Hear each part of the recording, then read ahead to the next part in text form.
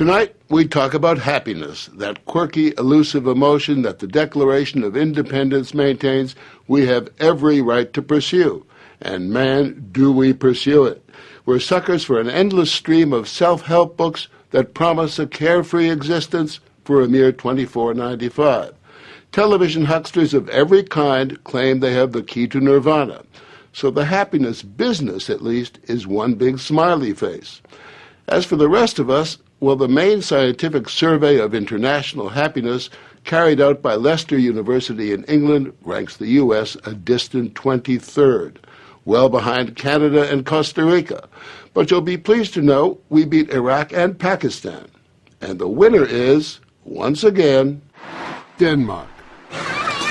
Over the past 30 years, in survey after survey, this nation of 5.5 million people, the land that produced Hans Christian Andersen, the people who consume herring by the ton, consistently beat the rest of the world in the happiness stakes. It's hard to figure. The weather's only so-so. They're heavy drinkers and smokers. Their neighbors, the Norwegians, are richer, and their other neighbors, the Swedes, are healthier. So it's ironic or something that the unhappiest man in history, or at least literary history, was that Prince of Denmark, Hamlet, who lived in this gloomy rock pile at Elsinore. Of course, Hamlet had every right to be depressed. After all, his uncle murdered his father, seduced and married his mother, and was an all-round perfect scoundrel. But Hamlet aside, what makes a Dane so happy? And why isn't he wallowing in misery and self-doubt like so many of the rest of us? That's a question that also intrigued Professor Kåre Christensen at the University of Southern Denmark. If you ask people on the street where they think the happiest country in the world is, they'll say, like tropical islands and, nice places, and, like Italy or Spain, places with nice weather and good food. But in Europe, they're actually the most unhappy people. So Dr. Christensen and a team of researchers tried to discover just why Denmark finds itself on top of the happiness heap. We made fun of it by suggesting it could be because blondes have more fun, but then we could prove that the Swedes have more blondes than the Danes, and they were not as happy. So we tested different hypotheses. So the result is blondes don't necessarily have more fun. Exactly. But it doesn't hurt either.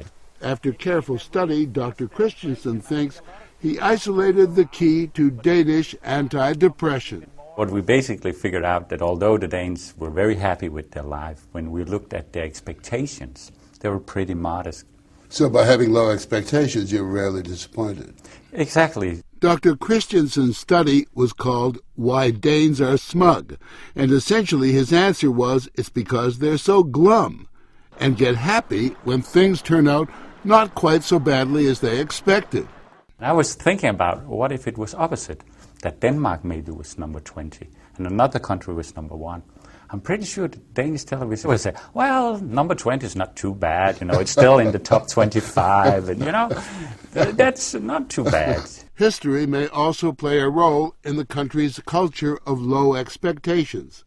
If you go to the government's own website, it proudly proclaims, the present configuration of the country is the result of 400 years of forced relinquishments of land, surrenders, and lost battles.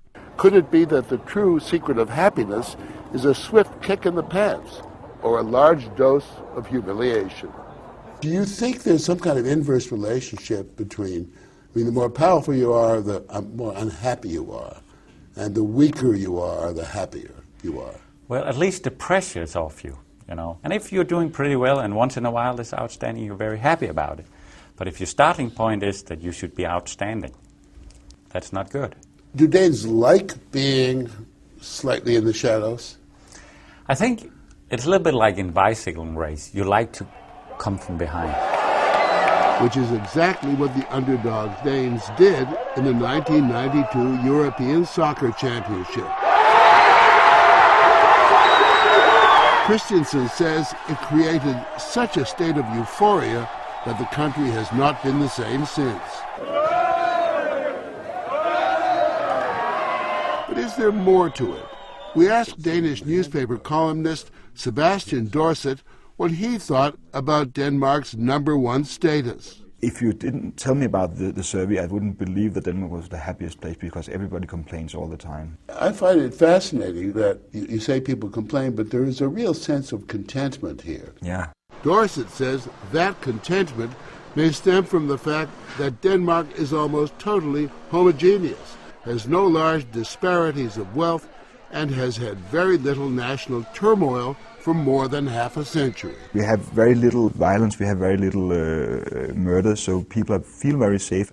People feel secure. Yes, a knife stabbing makes the front page every time. So I don't think that happens in America very often. Happy as they may be, Dorset says, Danes rarely show it. People are not looking very happy in the street. They don't talk very much. So people don't just strike up casual conversations on the train? No, never. I think actually there's a very highly developed body language. If you are stuck on the window seat of a bus and wants to get out and there's a person next to you on the aisle seat, then you don't say, "Excuse me, could I please get off?" You start rattling your bags and make sort of a gesture saying, "I'm about to get up, so please get up so I don't have to talk to you." Well, is it shyness or what? I don't know. It's sort of it's considered a right by Danish people not to be talked to. Danish students can fairly be described as utterly laid back. Even so, they're surprised to be told they live in Happinessville. When I go abroad, I usually see people look much more happy. For example, in Southern Europe, they go about in the streets laughing much more than we do. I think you could say maybe we are more content. What's the distinction you make between happiness and contentedness? Well, if you're content, you don't have so much to worry about. That's what I think. For example, no student loans hanging over their heads. All education is free in Denmark, right on through university, and students can take as long as they like to complete their studies. We get paid to go to school, actually. Instead of in the US, you pay to go to school, we get paid to go to school if we pass our exams. Americans watching this, particularly people your age, would be bowled over by the very idea that the government pays you to go to school. I'm being paid right now for not going to school. I'm being paid for parenting. Oh, you're on paternity leave? Yes, it's 100% paid for by the government for half a year. Denmark also provides free health care, subsidized child care, and elder care.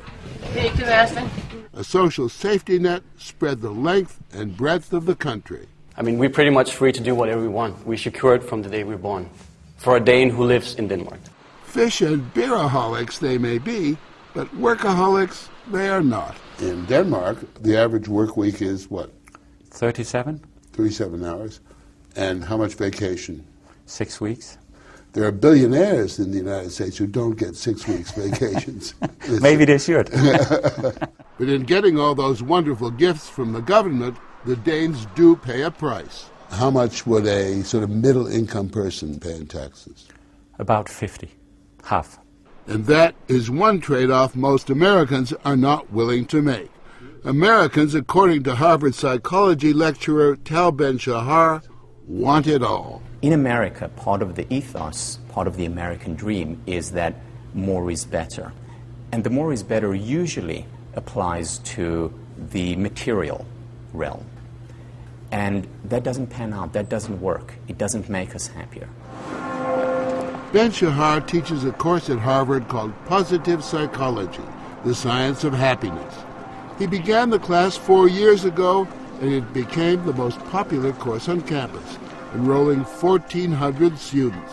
In the U.S., the quest for happiness begins in what's alleged to be the happiest years of our lives.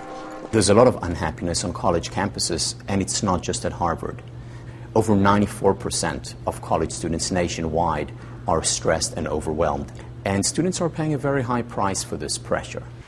That pressure is a result of high expectations. Wanting it all is a bacterium that stays with us from youth to old age. Wanting a bigger house, fancier car, more stuff. And when we get more, there's always someone with even more stuff who's just as unhappy. Some suggest that the unhappiest zip codes in the country are the wealthiest, like the Upper East Side of New York. the number one predictor of well-being is close friendships and close relationships in general, which includes, of course, family relationships. Much better predictor of well-being than affluence is. Ben Shahar says Americans could learn a lot about happiness from the Danes. It is about having realistic expectations. It's about not trying to fit in more than we can handle. We can't handle it all. We can't have it all, but we can have a lot. You've lived in the States. You've visited the Yes. States. Would you live there? It's got a grandness to it that you can never imagine here in Denmark because it's a much larger scale and the differences are much bigger. But I wouldn't want my children to grow up there. Just describe for me the qualities that a successful person would have in this country. Well, in order to see myself as a success, I want to be happy and have a lot of time with my family. I think that's very important to me. And the money is not that important. It is more about the softer values, such as not being stressed and feeling passionate about what I'm doing. And maybe this job is not going to pay me a lot of money, but I'm going to love getting up and doing it every day. Do you think that you can equate money with happiness? No. If you have a sufficient amount of money, then I don't think it will make you a lot happier to get really rich. And we are already at a good level here in Denmark, so I don't think we'll be happier if we increase our wealth. But these unmelancholy Danes, as laid back as they are, do not lack ambition. I think that we have very high hopes, just like any other people do. We just don't get so disappointed when we don't see them through. What would you advise Americans to do? I have an advice. Don't depend too much on the American dream. Yeah, I think you might get disappointed.